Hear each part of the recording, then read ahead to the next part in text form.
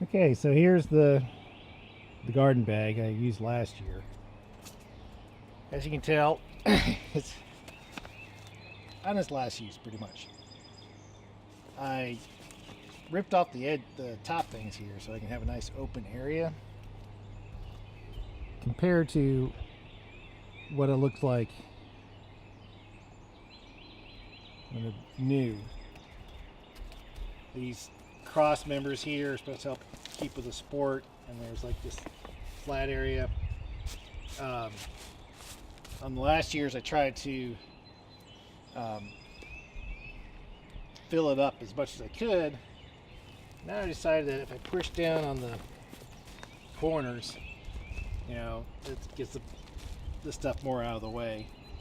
And basically I got 3 1-foot areas in each of the bags with a ton of soil area and the grommets for the water to drain out if it gets too wet. Like I said before when I initially reviewed these are 1, maybe 2 use bags. Parents picked them up for just over $1 a piece, so that's worth it. But I think eventually I want to replace these with containers, different, something that'll last longer than a season or 2 and give me more open area to work with.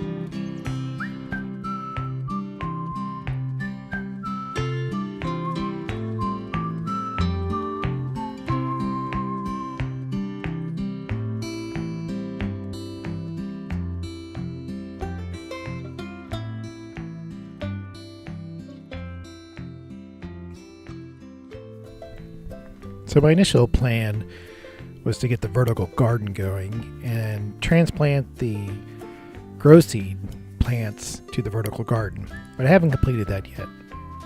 So I need to get these plants out of the grow seed areas from the burpee seed tray, from the other little trays I've created, and get them planted somewhere because they're getting a little bit too big for their little seed trays.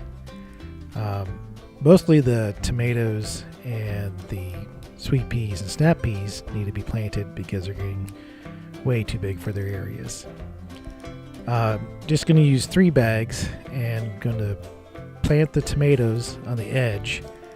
Some of them will grow straight up and other ones will be viney, and then the vine tomatoes can crawl on the edge of the balcony. And the peas are supposed to be self-supporting, so that they can just grow straight up. And then I'll plant some extra, all the rest of the plants that I can among them, so that they'll just grow in the lower areas. As with everything else, the peas, pre-growing them is something I haven't done before. And growing them in the egg carton was just something I wanted to try.